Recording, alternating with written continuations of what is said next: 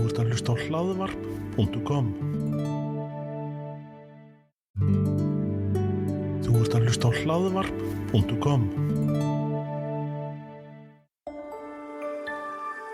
Komið þið sæl og velkomin í kaffisopan.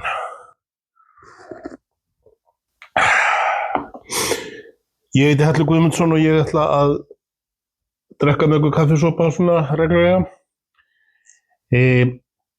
Er náttúrulega hljóð sem að maður segir dálítið oft svona sem hikhljóð, en kaffisopinn verður bara svona spjall daginn og veginn. Það verður ekkert ákveðið efni fyrirfram. Ekki nema fólk hafi sambandið mig og biðið mig sérstaklega að ræða eitthvað ákveðið efni. Framundan á næstunni eru sveitarstjórnarkosningar og hér í Hafnarfirði sitt hvað í boði sem að mörgum þykir bara vænlegur kostur og öðrum ekki. Ég hef nú alltaf verið svona krati, jafnvel rokkandi í að vera vinstri-hægri krati, en ég tók síðan kosningaprófið hjá Ríkisútvarpinu núna daginn og í ljós kom að ég sem sagt miklu nær vinstrinu. Svolítið skrítið. Ég hef alltaf haldið að með aldrinum og þá yrði maður alltaf meira og meira hægrisinnaður, en í þetta sinn ég allt í einu bara farin að sveiflast alveg svakalega til vinstri. En það nú kannski líka vegna þess að ég svo mikill talsmaður almenningssamgangna, náttúruverndar og menningar. Og á þessu prófi sem að Morgunblaðið kom þarna með, að þar einmitt verið að spyrja út í áhugaverðan hlut. Það oft talað það að í Hafnarfirði að þá ráði íþróttirnar rosalega miklu. Og það eiginlega bara skipti máli í hvað íþróttafélagið þú ert svona umfram flokkskírteini í raun og veru. Að ef þú ert í Sjálfstæðisflokknum, þá hafa menn oft verið tengdir FH frekar en Haukum og svo öfugt, en það nú alveg bara beggja bland. Það alveg hellingur af FH-ingum í Samfylkingunni og Haukamönnum í Sjálfstæðisflokknum. En það sem að hefur gerst það að nú búið að byggja alveg svaðaleg knatthús hér í Hafnarfirði, en mér finnst komin tími að við ættum að fá eitthvað svona almennilegt menningarhús sem að gæti verið á pari við til dæmis eins og Hof og Akureyri.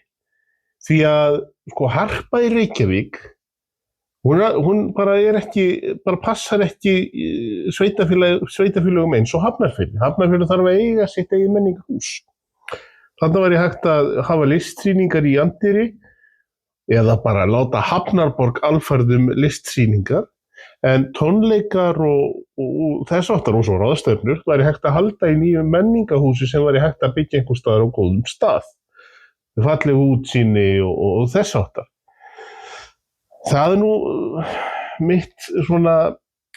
mitt innlegg í þá umræðu að mér finnst menningin mega núna að fá aðalsviðið. Íþróttirnar hafa fengið mikið undanfarið ár og ég ekki að gagnrýna það. Forvarnagildi íþrótta hefur margsannað sig, en forvarnagildi til dæmis tónlistarnáms og tónlistariðkunar eða annarra listiðkunar. Forvarnagildi þess líka ótvírætt.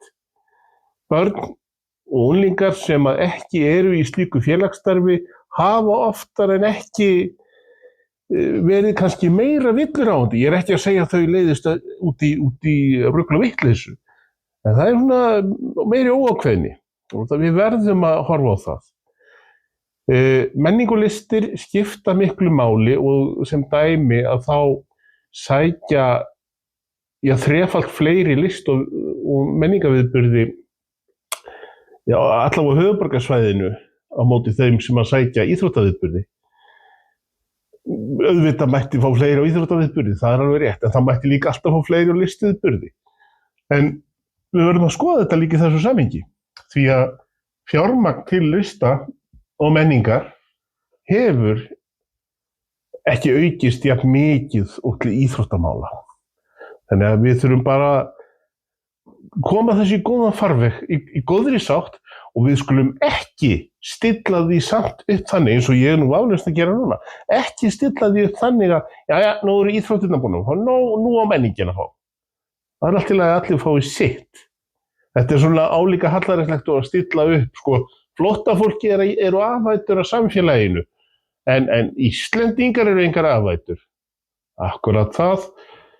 Ég veit bara þó nokkur tilfelli þess að Íslendingar eru miklu meira afætur af samfélaginu heldur en nokkur tíman útlendingar sem að hingað hafa flutt. Þetta eru alltaf svartir sauðirinn á milli, bæði í hópi Íslendinga og innflytjenda. En ég ætla ekki að ræða það í dag. Heyrðu, kaffibollinn að klárast og ég heyri bara í ykkur bráðlega. Takk fyrir að hlusta.